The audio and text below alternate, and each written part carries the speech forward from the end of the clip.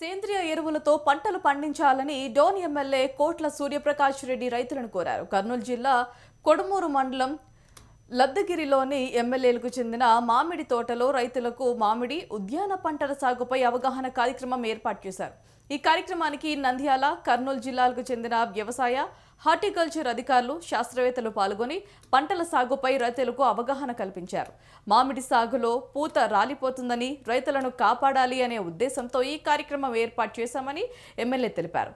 సేంద్రియ ఎరువుల ద్వారా పండ్ల తోటలు సాగు చేసి ఆర్థికంగా అభివృద్ధి చెందాలన్నారు.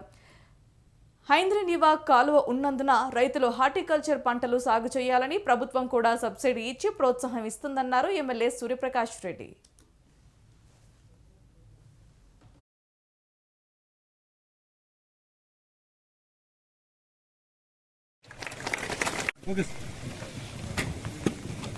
అగ్రికల్చర్ నా పోస్ట్ కాదు సార్కు ఈ మాటతోనే సార్కు అగ్రికల్చర్ మీద ఎంత ఇష్టం ఉందో మీరు అర్థం చేసుకోవచ్చు.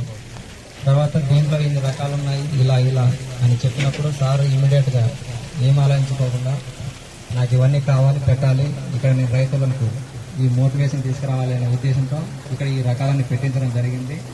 అందులో కూడా మనం కేసరి, దశేరి 2 రకాలు ఉన్నాయి. ఇప్పుడు ముఖ్యంగా మనకు ఈ పాదులు చేయడం కానీ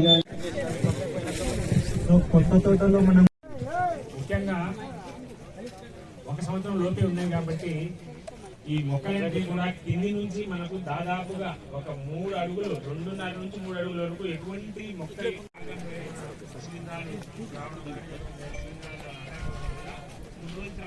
భాష ముందు పోతున్నా నువ్వు